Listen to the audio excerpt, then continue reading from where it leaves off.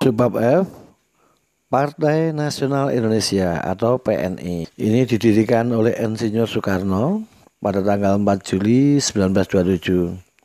Semula namanya Perserikatan. Nah, ini Perserikatan Nasional Indonesia. Nah, kemudian ini berubah menjadi Partai Nasional Indonesia. Ini didirikan di Bandung oleh Insinyur Soekarno tahun 1927, tepatnya tanggal 4 Juli. Tujuan utama PNI adalah mencapai Indonesia merdeka. Dia bersifat non-kooperatif dengan pemerintah kolonial Belanda. Dan PNI ini termasuk partai yang radikal. Nah, radikal. Kemudian dia bersifat self-help. Self-help ini kesannya membantu diri sendiri. Kalau diartikan itu berdikari. Atau berdiri di atas kaki sendiri. Dia tidak mau menerima bantuan dari pemerintah kolonial. Nah, kemudian dia berpegang teguh pada asas memperjuangkan rakyat kecil Indonesia yang kemudian oleh Soekarno diberi nama asas Marhenisme. Konon Marhenisme ini dari kata Marhen. Soekarno ketika jalan-jalan di Bandung Selatan bertemu dengan Pak Marhen, seorang petani, dan Soekarno mengatakan inilah simbol wong cilik Indonesia. Maka nama Marhen jadi Marhenisme, jadi asas kayak perjuangan PNI Marhenisme. Self-help, berdikari, non kooperasi, kemudian radikal. Nah, kemudian Soekarno melakukan agitasi politik di berbagai tempat. Akhirnya tahun 1929 Soekarno ini ditangkap Belanda. Nah, tangkap Belanda, pimpinan PNI diberikan kepada Mr. Sartono. Sudah saya jelaskan, Mister itu bukan tuan atau pak, tapi Mister Inderrechten Sartono, sarjana hukum. Nah, tahun 1930 Soekarno divonis Belanda dengan pidato pembelaannya Indonesia menggugat itu ya. Nah, kemudian apa? Mister Sartono berpikir jangan sampai PNI pun dibubarkan oleh pemerintah kolonial Belanda. Akhirnya apa? 1931 oleh Mister Sartono mengantisipasi agar PNI tidak dibubarkan Belanda, dia membubarkan PNI itu sendiri. Kemudian Mister Sartono mendirikan Partai Indonesia yang disingkat Partindo. Namun tokoh-tokoh lain seperti Hatta, Syahrir itu tidak cocok dengan pembubaran PNI ini dan tidak mau bergabung dengan Partindo. Maka dia mendirikan Pendidikan Nasional Indonesia yang juga disingkat PNI. Untuk membedakan PNI yang lama, maka dia memberi nama PNI baru. Nah, jadi setelah Soekarno ditangkap, Mister Sartono membubarkan PNI, maka anggotanya pecah jadi dua organisasi, yaitu apa? Yang pro pembubaran menjadi Partindo, yang anti pembubaran, yang kontra mendirikan PNI baru. Nah, setelah Soekarno keluar dari penjara, dia dulu masuk ke Partindo. Gitu ya guys ya. Subbab berikutnya, subbab G, Volksrat. Volksrat ini boleh dikatakan adalah Dewan Rakyat. Jadi dalam Volksrat ini menerima aspirasi-aspirasi dari rakyat pribumi. Nah, ini Volksrat. Ini Volksrat ini ya, bukan Volksrat. Nah, perjuangan dalam Volksrat muncul terutama pada tahun 1930-an. Di mana pada tahun 1930 ini di dalam Volksrat dibentuk fraksi nasional yang diketuai oleh Muhammad Husni Tamrin, beranggotakan 10 orang yang berasal dari Jawa, Sumatera, dan Kalimantan. Nah, tujuan dari fraksi nasional ini adalah menjamin kemerdekaan Indonesia dalam waktu yang sesingkat-singkatnya. Nah, ada beberapa hal yang dilakukan Volksrat di dalam atau fraksi nasional dalam Volksrat ini.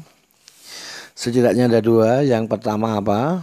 Ini Volksrat ini juga mengecam tindakan pemerintah kolonial. mengecam tindakan pemerintah kolonial yang menangkap para pemimpin pergerakan. Ini terutama Soekarno juga tangkap dan diadili ini. Nah, tetapi kemudian usulan dari Volksraad ini, pemimpin pergerakan ini ya, usulan Volksraad ini kurang mendapat perhatian ya, karena dianggap para pemimpin pergerakan yang melakukan agitasi politik ini dianggap melakukan gerakan kejahatan, sehingga mereka tidak mau untuk membantu membebaskan para pemimpin pergerakan. Mereka lebih dianggap sebagai satu tindakan kejahatan daripada suatu gerakan politik. Nah, ini usulan Volksraad yang pertama, yang mengecam tindakan pemerintah kolonial yang menangkap para pemimpin gerakan nasional. Yang kedua, Volksraad ini juga menolak apa? Volksraad ini atau fraksi nasional yang dalam Volksraad ini juga menolak ini usulan pemerintah kolonial mengenai menolak memperkuat pertahanan. Artinya apa?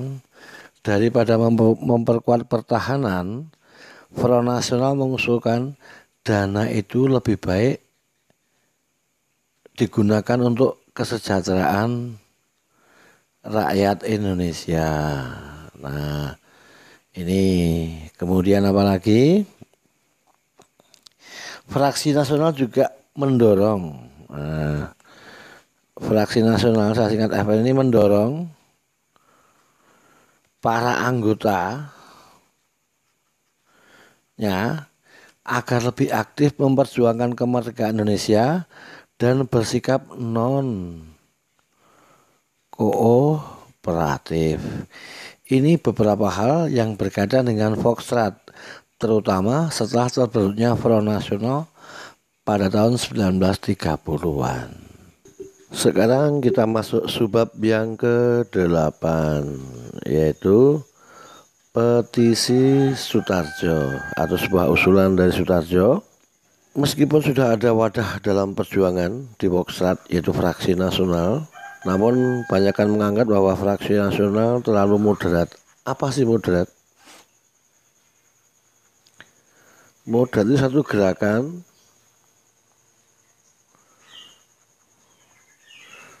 yang lunak dan kooperatif dengan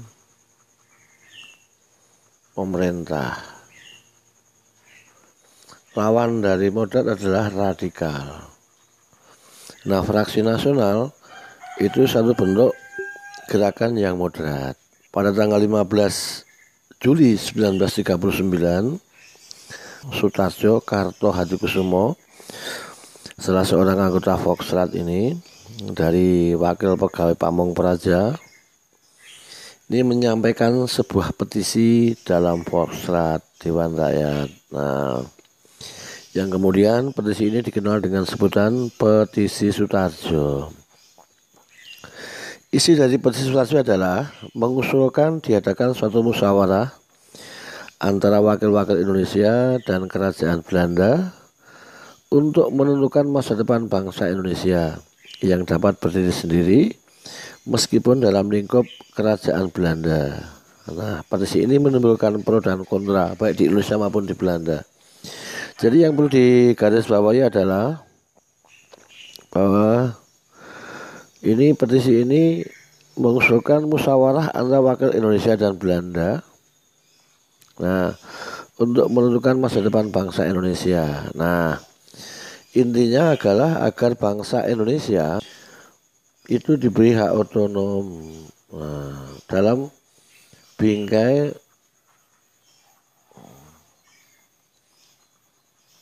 Kerajaan Belanda. Kemudian ada semacam usulan agar Volksraad itu benar-benar parlemen atau memberikan parlemen yang mandiri kepada bangsa Indonesia.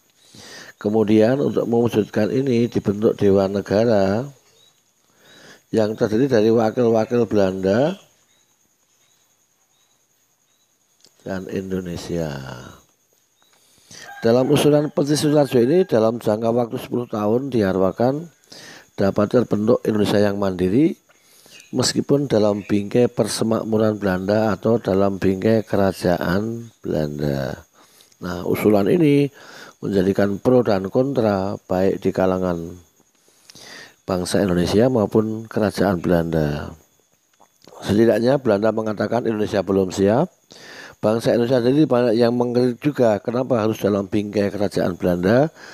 Bagaimanapun kita harus lepas 100% dari kolonialisme asing. Itulah tentang Petisi Sutarjo. Subbab yang ke-9 atau yang terakhir atau I adalah Gabungan Politik Indonesia, disingkat GAPI.